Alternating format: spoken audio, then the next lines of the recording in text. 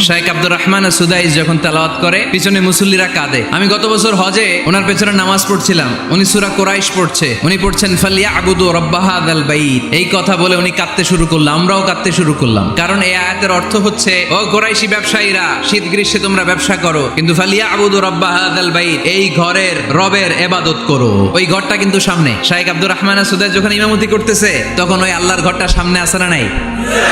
তো ওই আয়াতের অর্থ ছিল, এই ঘরের রবের ইবাদত করবা, তাহলে রিজিকের ব্যবস্থা করবে কে? তো ওই ঘরের সামনে দাঁড়িয়ে উনি ইমাম, চোখের পানি উনি ধরে রাখতে পারে? আমরা আজীবন পড়ি সুবহান রাব্বিয়াল আ'লা, এর অর্থটা যে কি কেউ জানে না, তো চোখ দিয়ে পানি নামবে কেমনে? বাট আরব বিশ্বে তারা যখন কোরআন তেলাওয়াত করে ওদের গায়ের পশমগুলো দাঁড়িয়ে যায়। চাইনিজ ভাষা আমাদের কাছে যেরকম, কোরআনের তেলাওয়াত আমাদের কাছে অনেকটা এরকমই। কিন্তু এই কথা বললে কি আল্লাহ আমাদেরকে ছাড়বে? No excuse will be granted that day.